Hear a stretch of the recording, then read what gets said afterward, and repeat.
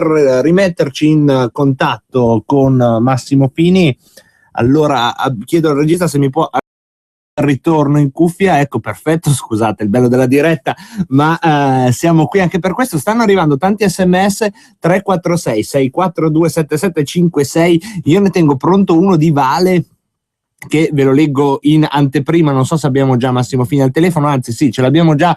Bentornato Massimo. Ciao. Allora, ricordo il numero per intervenire in diretta: 0266 20 35 29, spalanchiamo le linee. E per sms 346 64 277 56. L'sms, dicevo, di Vale che dice: ma noi chi?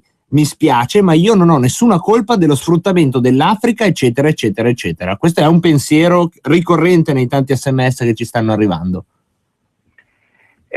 Certo, noi non abbiamo nessuna colpa, noi cittadini very normal people, diciamo, ma è anche vero che per tanti decenni abbiamo sfruttato altri mondi.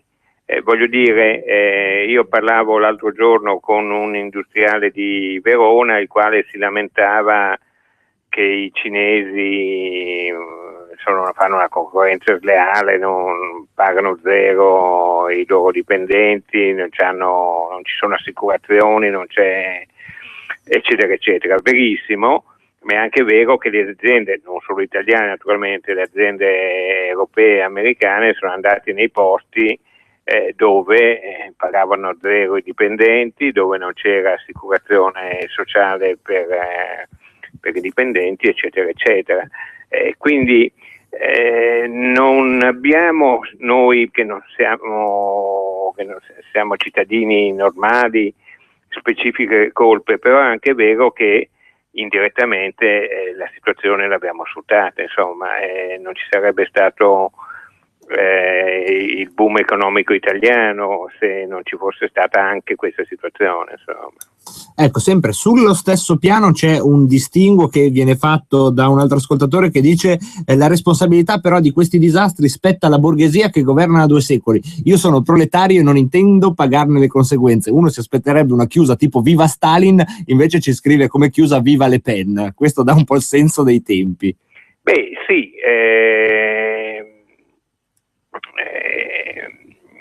è vero, è la borghesia che domina, diciamo, dal 79, no? 1979 in poi. Una volta la rivolta contro la borghesia apparteneva al mondo operaio. Ora il mondo operaio è scomparso praticamente dalla scena, oltre al fatto che i sindacati hanno fatto errori pazzeschi, lo conosciamo tutti, hanno difeso solo gli occupati, anche quando facevano, se riguarda il mio mestiere, pisciavano nelle rotative, insomma, eccetera. E adesso passa alla destra, insomma, quella che viene definita una destra, anche se secondo me queste due categorie, destra e sinistra, non hanno più alcun senso, nel senso che diciamo sono categorie vecchie di 2 secoli che hanno corso a velocità pazzesca e non sono più in grado di comprendere le esigenze dell'uomo contemporaneo, che al di là delle apparenze non sono economiche ma sono soprattutto esistenziali. Cioè noi in questo mondo viviamo male, no? Parlo del nostro mondo, no? Sia che sia poveri ovviamente, ma anche quelli che stanno bene non stanno tanto bene. È un miracolo che è riuscito a fare questo modello, è riuscito a far star male anche chi sta bene. Allora, abbiamo delle telefonate, le prendiamo al volo. Pronto? Buonasera. Sì, buonasera. Buonasera, sono Ennio da Sassari, buonasera Fini. Buonasera Ennio. Dunque mi risulta che gli ultimi 3 presidenti americani hanno espresso un identico concetto, che è questo: il tenore di vita del popolo americano non è negoziabile e quindi è il resto del mondo che si deve adattare al loro consumo di energia superiore al 35% e all'inquinamento parallelo che loro producono. Ecco perché non attaccherà mai l'ISIS, perché l'ISIS è la longa manus degli Stati Uniti che destabilizzerà il Medio Oriente, quindi l'Iraq, e quindi la Siria, per arrivare poi a papparsi quello che era un loro antico obiettivo, cioè l'Iran, che è ricchissimo di petrolio. La destabilizzazione occidentale viene di conseguenza. Vorrei sapere da Fini cosa ne pensa di questo concetto. Grazie, vi saluto.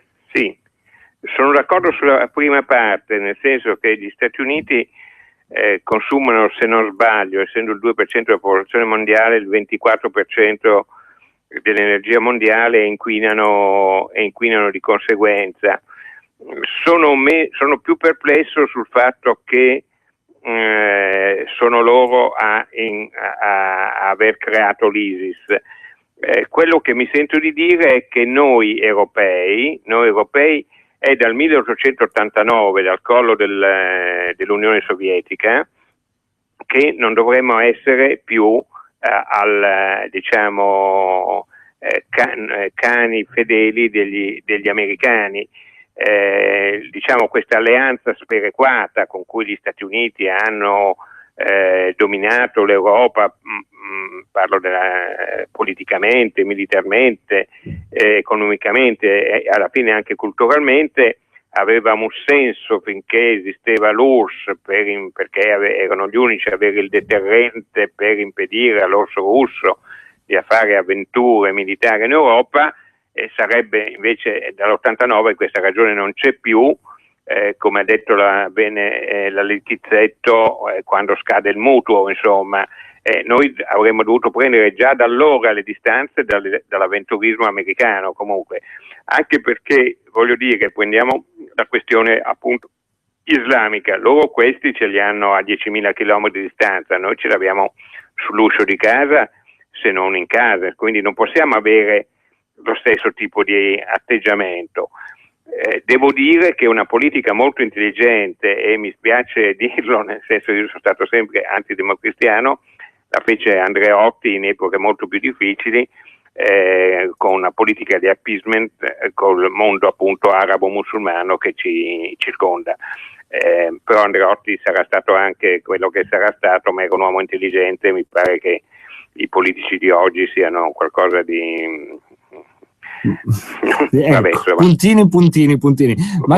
Massimo, ti possiamo rubare ancora una decina di minuti? Volentieri. Okay. Allora andiamo avanti con le telefonate. Pronto? Sì, ciao, sono Ivan da Trezzano. Ciao Ivan. Io volevo chiedere un'opinione su questo pensiero, cioè che la preoccupazione non è tanto l'Islam che fa il suo mestiere, dopotutto dal V secolo che tenta di invadere l'Europa, dato che sono imperialisti, ma è il buonismo imperante che c'è nella società, anche perché 2 giorni fa c'è stata una sfilata di favoreggiatori di questa gente ed erano in piazza. Quello che preoccupa è che un sacco di gente dice ancora vabbè, ma anche noi abbiamo fatto le crociate. Sì, ma io questa storia di secoli fa, per quanto ancora la devo pagare? Vorrei chiedere a Massimo Fini se a questo punto, ma agli estremi rimedi, la situazione non potrà essere cambiata, dato che ormai è talmente conclamata questa situazione, non potrà essere cambiata con una nuova rivoluzione francese o all'estremo con tante schegge impazzite alla Breivik, dato che questi fanno i grandi con armi da guerra contro persone inermi, allora se gente come noi incomincia a fare delle schegge impazzite come è successo in Norvegia, allora succede una confusione incredibile. Volevo sapere un'opinione in merito a questo. Per quello che riguarda l'attualità, nella mia visione ci sono 2 totalitarismi a confronto: il totalitarismo islamico di tipo religioso e il totalitarismo laico, che pensa di avere il diritto e il dovere di imporre a popoli che hanno storie, tradizioni, culture diverse dalle nostre, le nostre istituzioni, i nostri costumi, la nostra way of life. Non credo che la risoluzione sia, tanto diciamo anche un'altra cosa, noi parlo dell'Europa intera, non abbiamo più il vigore necessario. Prendiamo l'Italia, l'età media degli italiani è 44,5 anni, l'età media di un tunisino è 32,5, cioè c'è proprio una debolezza, direi, come si può dire, antropologica. E poi c'è un'altra cosa che è secondo me la cosa più grave di tutte, e cioè che noi ci siamo attraverso questo modello di sviluppo totalmente centrato sull'economia, svuotati completamente di valori. Quelli hanno valori fortissimi, sbagliati per quanto sono, ma li hanno, e noi non li abbiamo più. Questa è la vera nostra debolezza rispetto a questo mondo, insomma. Ecco, Massimo, su questo però tu sei sicuro che non abbiamo valori, oppure torniamo al paradosso che ci indicavi prima su Charlie Hebdo, come il centro di questa vicenda sono i giornalisti, coloro che vivono il mondo mediatico, che non hanno valori, mentre i valori ce ne sono, e come ce ne sono sempre stati, non sappiamo interpretarli magari. Per carità, sai, io quando penso a valori, ripeto, penso a valori che sono pre-ideologici, pre-politici, l'ho detto prima, che sono onestà, dignità, anche coraggio, naturalmente. E certamente qualcosa di questo rimane. Ma quando per esempio si parla di valori cristiani, no? Non si capisce bene che cosa siano questi valori, perché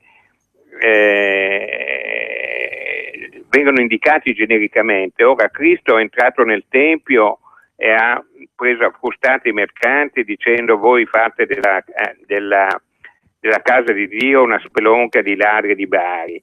Ha detto: è più facile che un cammello passi per la cruna di un ago, non era un cammello ma era comunque qualcosa di più di grosso, piuttosto che un ricco entri in paradiso. E ha detto anche: non si vive di solo pane in un tempo in cui di pane non ce n'era molto.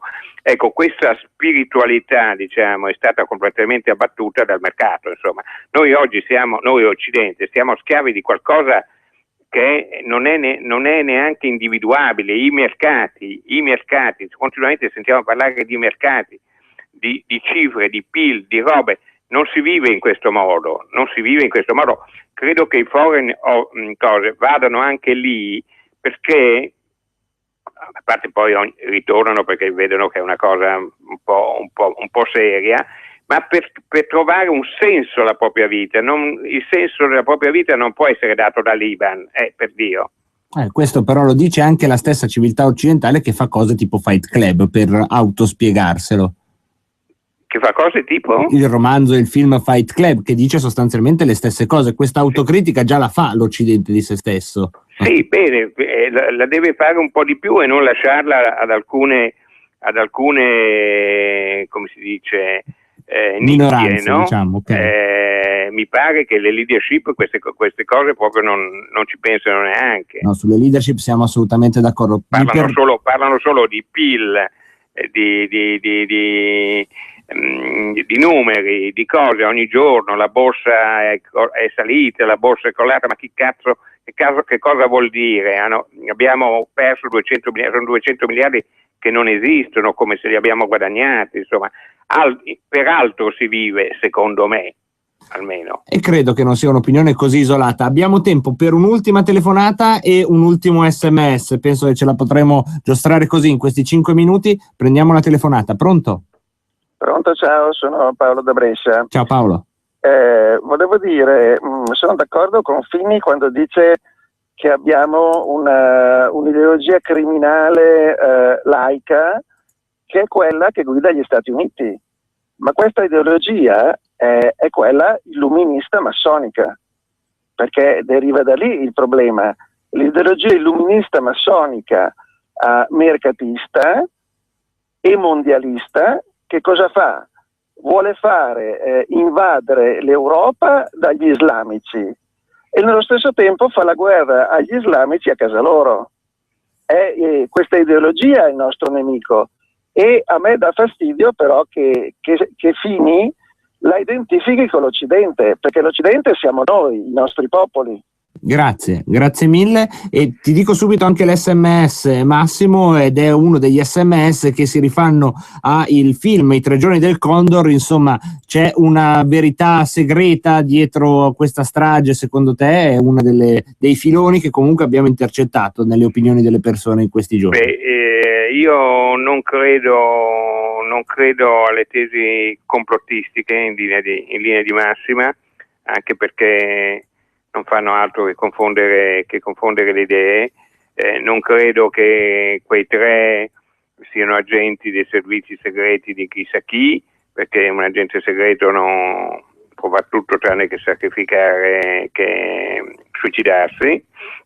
In quanto alla prima domanda, è inutile che la rivolga a me il coso. Io combatto da molti anni una battaglia contro l'illuminismo, o almeno contro una parte notevole dell'illuminismo, di cui conserverei 2 cose però. Uno, che il principio per cui è l'esercizio del dubbio sistematico, no? Sì. E il dubbio sistematico si esercita innanzitutto verso se stessi, se no cosa? Ecco, mi pare che l'Occidente questo l'abbia perso. Naturalmente facciamo grandi generazioni, capisco l'ascoltatore.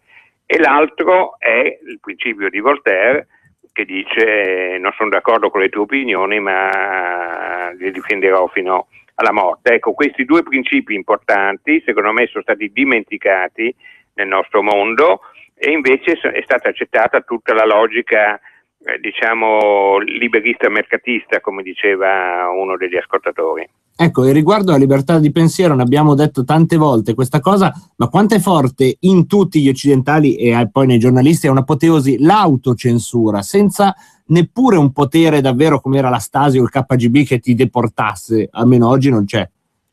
Certo, questa diciamo a livello intellettuale è la cosa più insidiosa, è la cosa peggiore.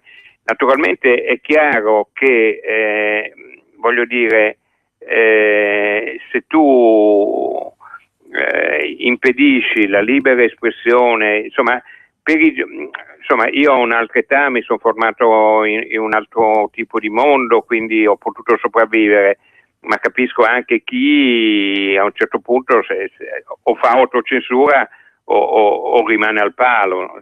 Massimo, ti ringrazio moltissimo, purtroppo devo proprio mandare la pubblicità e quindi ti saluto un po' frettolosamente, ma non meno calorosamente di quanto avrei fatto se avessimo avuto più secondi. Grazie mille. Grazie a Massimo voi. Fini Ciao, e a tutti voi che siete intervenuti. Pubblicità. Vuoi iniziare il nuovo anno in bellezza? Con Vichy ti conviene. Oggi in farmacia acquista 2 prodotti viso Vichy. Il secondo lo paghi la metà. Buono sconto del 50% applicato sul prezzo praticato dal rivenditore sul prodotto meno caro. Operazione a premi valida dal 7 gennaio al 28 febbraio 2015. Regolamento integrale su vichy.it. Mi chiamo Simone De Angelis e questa è la mia officina.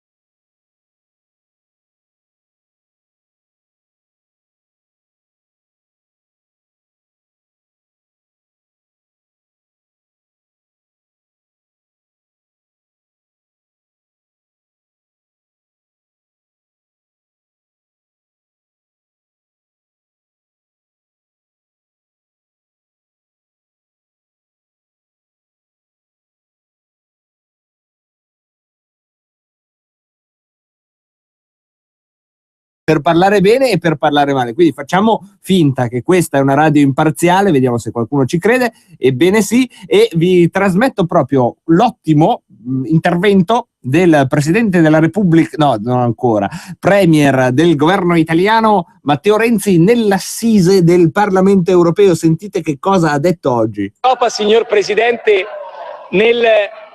nello studiare la storia della mia città.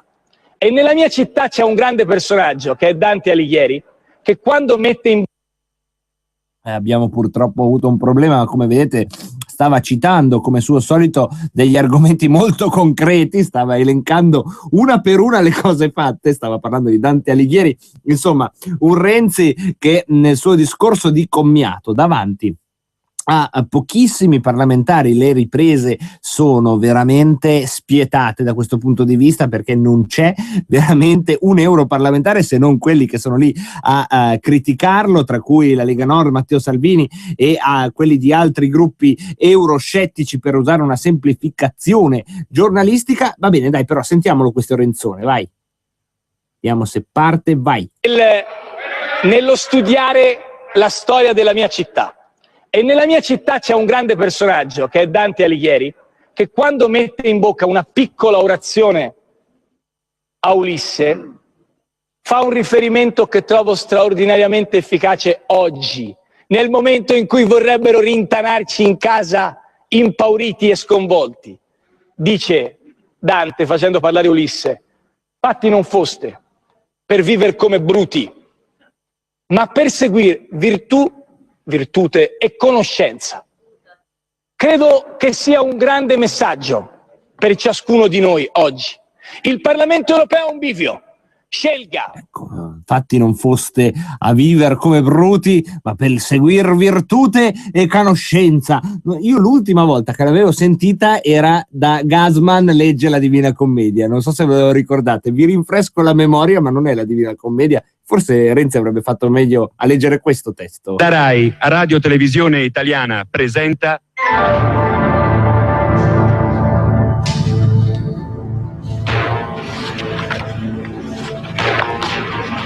Gassman legge il menù. Primi piatti. Rigatoni con pagliato, lire 7.000.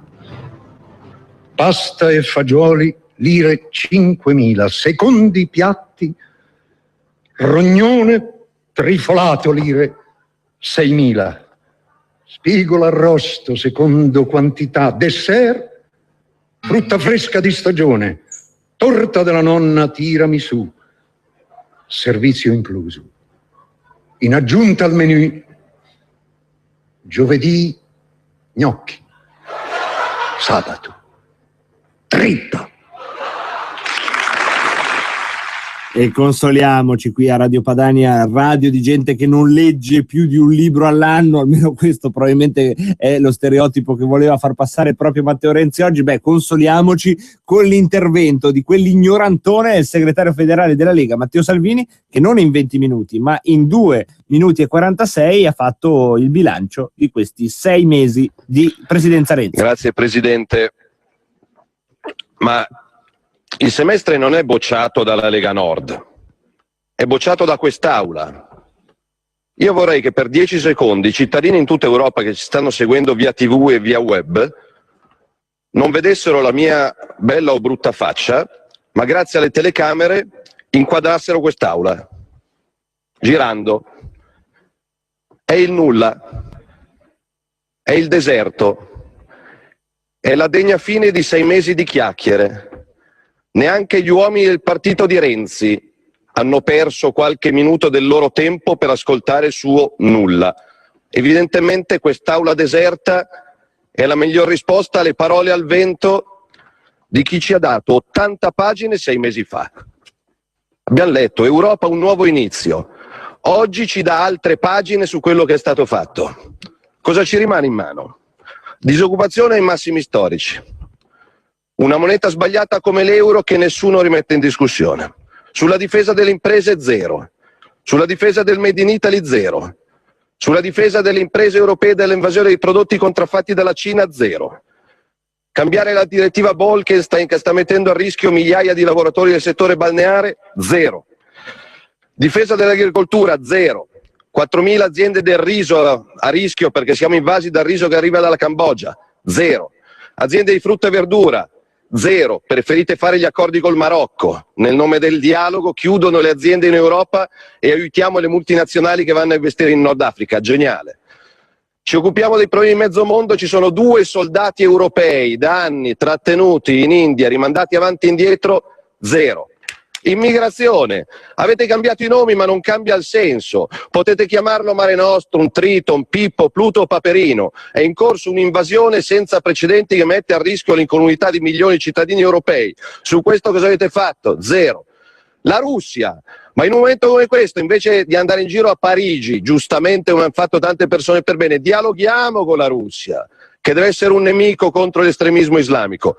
Di una cosa sono contento, di questo nulla.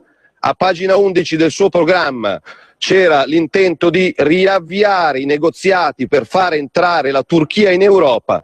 Fortunatamente il suo nulla ci ha evitato anche il riavvio di questi negoziati. Grazie, in bocca al lupo e viva la Lettonia che sicuramente saprà fare qualcosa di più rispetto alla drammatica presidenza italiana. Capannegro.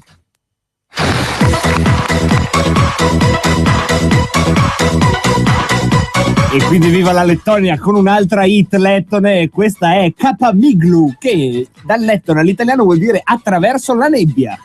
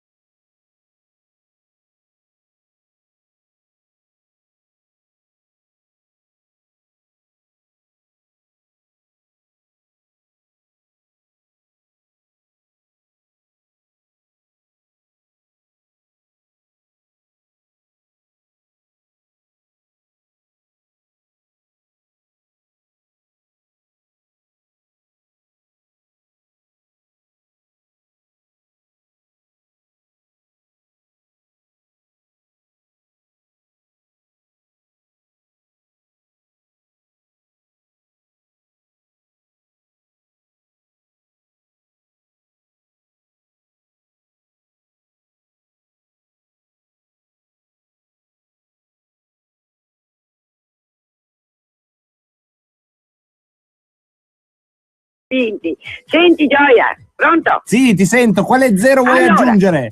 Lo 0 dico che Pitella, uscendo dal discorso, ha detto che è stato un grande semestre. Ecco, un grande semestre. Poi per volevo Pitella. dirti un'altra cosa, qualcuno ha detto, uscendo sempre da Lussemburgo, da dove cavolo fossero, ha detto che anche in Italia c'è chi fomenta paura, quindi bisogna allontanarli. Riferiti a chi? Te lo lascio dire a te, sì, perché è una signora un po' abbronzata. Kapamiglu, via, attraverso la nebbia.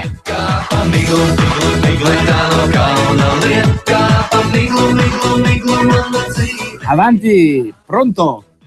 Pronto, ciao Torino. Ciao, sei anche tu contagiato dal ritmo lettone che finalmente è arrivato a liberarci? Sì, tra l'altro il ritmo lettone mi ricorda quando andavo in Finlandia e che andavo a scorrazzare in mezzo ai laghi. Per ragioni culturali, vero? Come? Per ragioni meramente culturali. Sì, infatti ho imparato anche il finlandese. E vedi, non facciamo battute sulle lingue e arriviamo agli zeri da mettere. Allora io ne ho uno doppio zero, Vai. diciamo quasi come una farina. Zero come l'espressione di Renzi che ha fatto alla fine del filmato che c'è sul profilo di Salvini, che praticamente era lì che guardava per aria come dire boh, cosa avrà detto? Parlava di me? Boh, non lo so. A me sembrava Espressione irritato, ma zero, poi proprio. vabbè, comunque espressione da zero, va bene. Ecco, e zero speranze di salvarci con questa gente. E zero speranze, grazie.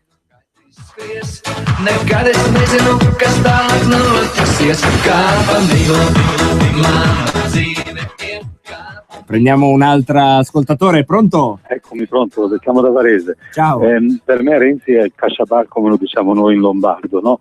Senti, ha fatto un'affermazione che io non riesco a interpretare, ha detto che gli italiani sono meglio dell'Italia. Mi spieghi cosa vuol dire? Io non l'ho capito. Ah, guarda, Grazie. ci rinuncio anch'io, direi zero comprensione.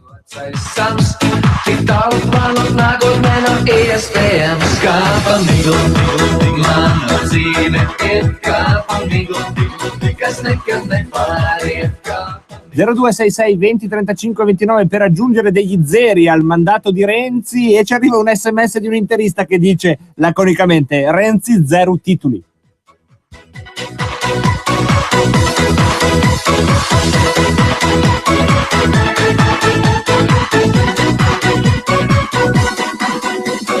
Darbā prasībos sakaros algas pielikums, tas izliekas, ka nezināms ir mans jautājums. Tad atkārt... Allora arriva una serie di complimenti a Renzi, ve li risparmio, insomma, tutti che gli chiedono di andare da un'altra parte a svolgere delle attività. Penso di essere stato abbastanza chiaro. Poi abbiamo Giuliano Citerio, quindi opinion leader di Rebelot. Non ne becca uno Renzel, tutto a sproposito, come la follia del mettere insieme identità e integrazione. Mentre Lorenzo 199 dice: consiglio a Renzi di leggere Pinocchio e di ricordare che quando raccontava le balle gli si allungava il naso, ma la fata turchina non c'è più. E quindi io vi dico Capamiglu.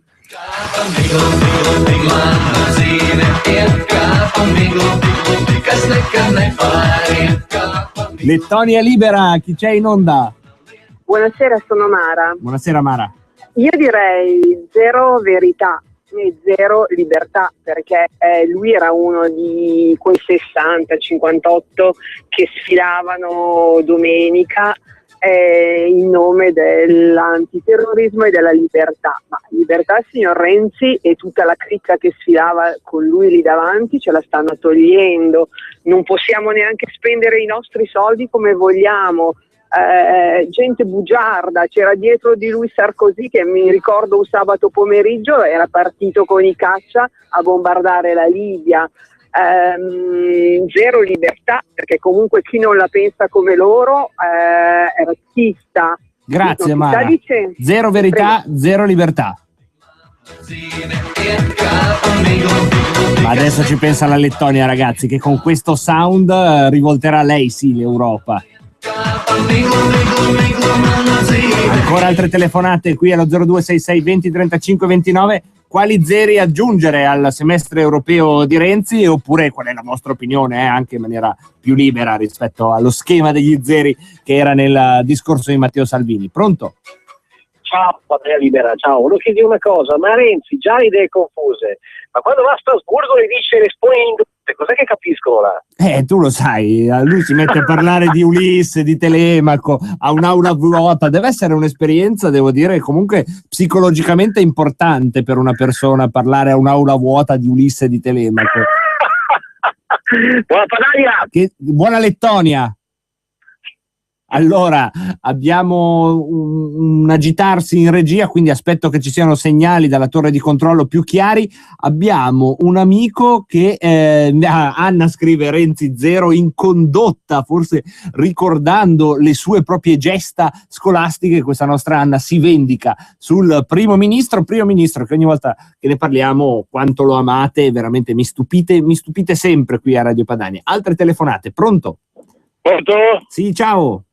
Ciao, ascolta, io ho capito, continuate a ostinarvi a darle 0. Io le darei 10.000, ma cacci nel culo se dovessi incontrarlo. Grazie. Ecco, io invito il Presidente del Consiglio a non incontrare l'ascoltatore, a meno che non voglia, ecco, così stimolare una sua riflessione sull'utilità della corsa stimolata dal inseguitore. È una delle tante discipline, perché no? Renzi potrebbe anche partecipare a questo tipo di azioni. Io vi ricordo che il 28 di febbraio, è ancora tutto un po' da inventare, ma un dato è certo, c'è una grande manifestazione a Roma per tutti quelli che questo governo lo vogliono mandare a casa. 28 febbraio a Roma, dedicato a tutti quelli che dicono vabbè, bisognerebbe andare a Roma. Cari miei, l'avete detto per troppo tempo, mangiatevi la lingua, perché adesso da Roma ci si va davvero il 28 di febbraio. 2 ascoltatori in linea, li prendiamo uno per uno però. Pronto? Pronto? Ciao. Ciao. Franco da Reggio Emilia. Ciao caro. Ma Renzi lo sa che se l'Islam prende sopravvento le statue del Donatello lo distruggeranno, e anche tutte le immagini. La Toscana che ha avuto grandi scultori, pittori. Come Islam non puoi fare un'immagine di nessuno, neanche una scultura. Lo sa Renzi queste cose? Ma poi ci pensano al popolo italiano, ai suoi paesani, ai suoi cittadini. Io non lo so questa gente cosa pensa in testa. Secondo me c'è qualche conto da qualche parte in giro per l'Europa, perché non possono fare queste cose semplicemente così. Se ne infischiano degli italiani.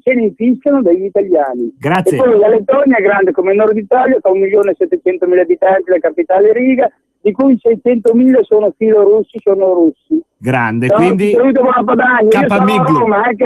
Capamiglu.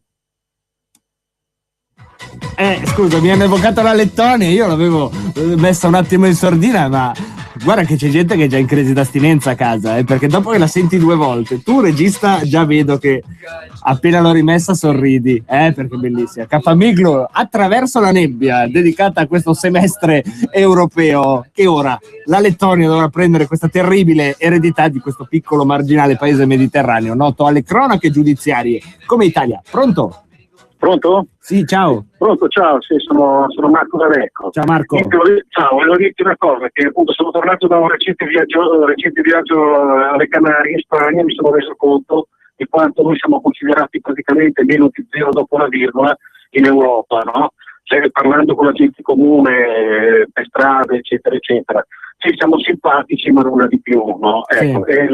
Il fatto che oggi il Parlamento era completamente deserto mentre parlava il Gioppino di Firenze è un'ennesima conferma, no, di come siamo considerati praticamente nulla in Europa. E poi un'ultima considerazione, ma quelli che ieri, tra cui anche il nostro Gioppino di Firenze, leggiamo la maglietta con scritto Gesù Charlie, no? Sì.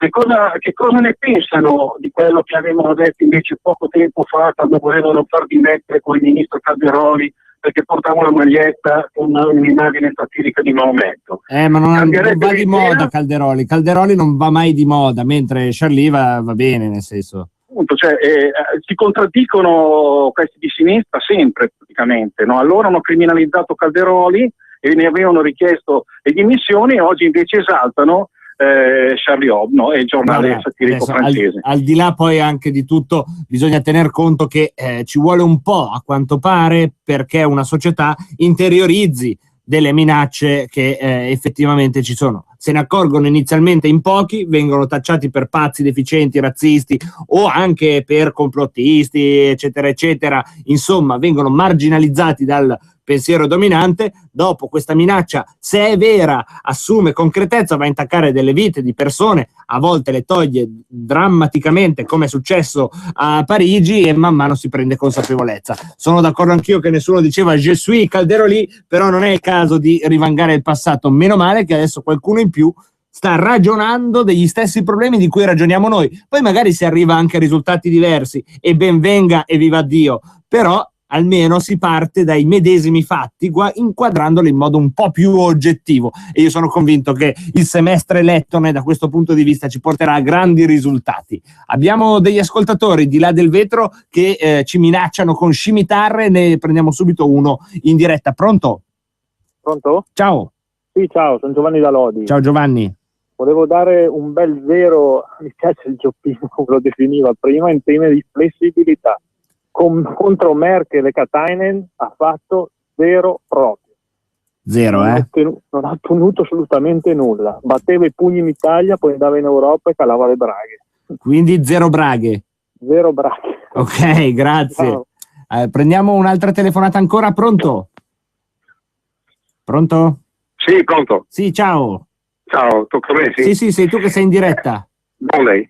Grazie, portato a parola. Mr. Renzi, quando lo vedo, mi dà l'impressione di Mr. Bean, con una differenza. Mr. Bean è una persona intelligente che fa l'idiota, lui mi sembra un po' l'opposto, quindi non so, forse sbaglierò io, ma l'impressione è quella. Grazie. Grazie mille, quindi non lo so, che zero gli mettiamo, non lo so, però vi ho detto, non state assolutamente nel gioco dello zero, è una traccia da seguire liberamente. A proposito di tracce da seguire liberamente, oggi non abbiamo toccato l'argomento perché avevamo Massimo Fini e quindi una chiacchierata comunque impegnativa su alcuni temi. Avevamo la chiusura del semestre europeo e quindi dovevamo comunque dare cronaca sia delle vostre opinioni ma anche di quello che è successo da quelle parti. Ma in provincia di Vicenza, in una scuola, è stato dato un tema, non so se lo sapete già tutti, che la traccia è così, tema, convinci un tuo compagno di classe leghista che l'immigrazione è una risorsa. Giuro, è una notizia verissima e che è stata anche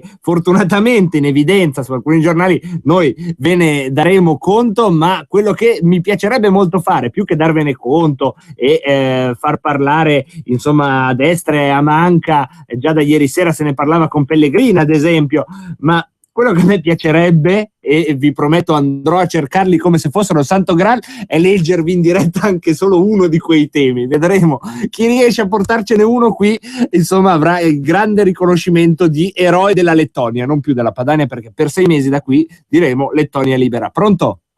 Sì, pronto, ciao, sono Marco da Milano. Ciao Marco. Sì, sarebbe bello avere uno di quei temi, sapere cosa hanno Sì, voglio proprio saperlo, guarda. Infatti, ascolta. No, per quanto riguarda il discorso del quanto conta l'Italia in Europa, io invece no, credo che l'Italia conti molto, perché guarda che siamo un buon bacino per accogliere gli immigrati, i Rom e quant'altro, invitando quindi di mandarli in paesi di Germania e altro, quindi insomma contiamo noi, io non dico che non contiamo nulla, anzi noi siamo importanti per loro, siamo proprio un bel campo Rom aperto. Esatto. D'altronde in quale casa non è importante lo sgabuzzino o peggio il luogo dove si mettono i cestini della raccolta differenziata? Non è un bel vivere, però serve anche questo in tutte le case. L'ultima telefonata di queste vostre reazioni entusiastiche al semestre europeo di Matteo Renzi. Pronto?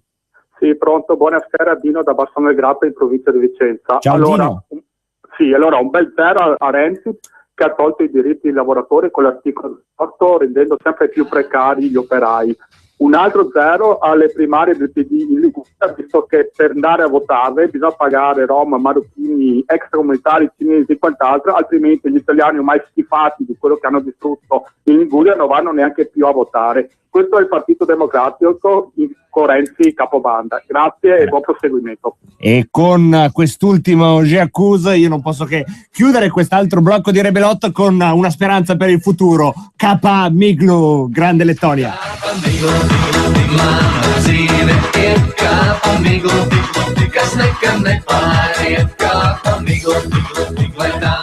Avviso che vi dovete abbattere per smettere questa canzone che ormai è dentro di me, è la Lettonia dentro di me.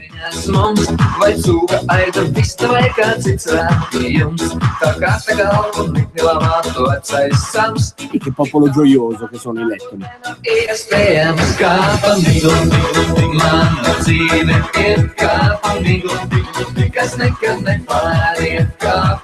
Breve sosta per la réclame, come dicono in France, e per le giornale radio con Giuliana Bortolozzo che ci riporta all'attualità di oggi e dopo ancora in diretta qui su Rebelotto fino alle 18:30. Kapa Miglu!